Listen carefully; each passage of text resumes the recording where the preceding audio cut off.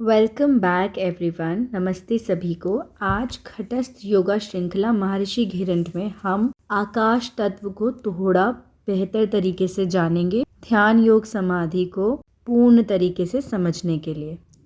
जब हम आकाश को अपने अंदर, आत्मा के अंदर महसूस करते हैं और जब ये महसूस करने की क्षमता तीव्र धारणा की स्थिति में बदल जाती है, तब एक शून्य स्थिति में हम खुद को लेकर आते हैं और इस तरीके से आकाश तत्व में धारणा का अभ्यास करके आत्म अवस्था के प्रति हम सजग बनते हैं। और आकाश तत्व एक ऐसा तत्व है जिसका कोई रूप नहीं है, वह केवल एक स्थिति है। जैसे हवा है, हवा को हम महसूस कर सकते हैं और लेकिन आकाश तत्व को हम महसूस नहीं कर सकते, जबकि आकाश है पर हम उसे महसूस नहीं कर सकते। और हवा जब चलती है तो हवा को हम महसूस भी कर पाते हैं और देख भी पाते हैं। जैसे अगर कोई चीज़ उड़ेगी तो दिखाई देगी, तो हवा का अनुभव भी होता है और महसूस भी कर पाते हैं। तो इसीलिए ध्यान लगाकर आकाश तत्व को भी इस आत्मा के भीतर महसूस करना है। जब हम आकाश को महसूस ही नहीं कर सकते तो हम उसका अनुभव कैसे कर सकते हैं या कैसे किया जाए।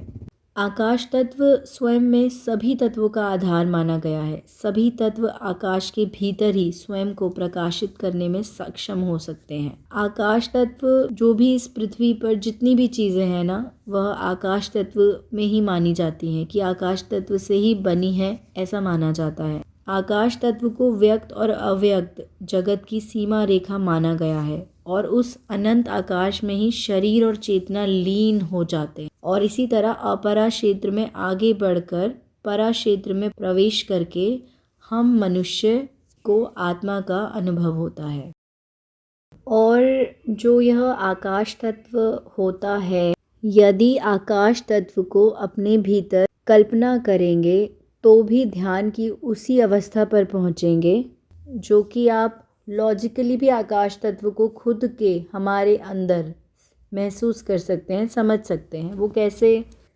जैसे हमारा शरीर है और उसके अंदर जितने भी तांत्रिक तंत्र सिस्टम्स हैं, जैसे किडनी है, लीवर है, पैंक्रियाज है, इंटेस्टाइन्स है और छोटे छोटे प्रोसेसेस हैं कि जैसे आप कोई भी काम करते हैं तो उसके लिए ऊर्जा चाहिए होती है, तो वह ऊर्जा कैसे बनती है शरीर में। जब आप यह विज्ञान समझेंगे तो यह विज्ञान काफ़ी आश्चर्यचकित करने वाला है, क्योंकि इसमें इस शरीर में आपके 6 फीट के 5 फीट के शरीर में इतने अनगिनत मिलियन सेल्स छोटे छोटे से एरिया में होते हैं, इतने बड़े बड़े प्रोसेसेस को रेगुलेट करते हैं। जितना आप गहराई में समझेंगे अपने शरीर को, उतना ज़्यादा आप सिर्फ आश्चर्यचकित ही होंगे और आप महसूस कर पाएंगे कि बाहर जितनी बड़ी बड़ी मशीन्स हैं, जितनी बड़ी बड़ी टेक्नोलॉजी है, वो एक्चुअली कुछ भी नहीं है इन कंपैरिजन टू जो हमारे शरीर के अंदर चल रहा है। जो बड़े बड़े प्रोसेसेस, बड़े बड़े इतने सारे सेल्स हमारे बॉडी के अंदर वर्क कर रहे हैं और हम सभी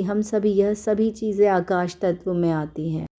तो जब हम यह कंपैरिजन करते हैं शरीर के अंदर और शरीर के बाहर, शरीर के अंदर से मतलब है हमारे सभी ऑर्गन्स, हमारे शरीर के अंदर जितने भी ऑर्गन्स हैं वह कैसे काम करते हैं, हमें ऊर्जा कैसे मिलती है, और शरीर के बाहर जो टेक्नोलॉजिकल एडवांसमेंट हो चुकी है, आप उन्हीं दोनों मशीनरीज को जब कंपैरिजन करेंगे तो आपको महसूस हो सकेगा कि जो सब बाहर मशीनरीज हैं, टेक्नोलॉजी है, सॉफ्टवेयर्स हैं, including AI, is nothing in comparison to जो सब हमारे अंदर, शरीर के अंदर प्रोसेसेस रन कर रहे हैं, चल रहे हैं, काम कर रहे हैं। वह बहुत ज़्यादा आश्चर्यचकित करने वाले प्रोसेसेस हैं जो हमारे शरीर के भीतर हो रहे हैं। तब आप महसूस कर पाएंगे कि वह बात सत्य है कि सभी चीज़ें ना हमारे मन के अंदर है, मतलब शरीर के अंदर ही है। तो ईश्वर, अल्लाह, भगवान हमारे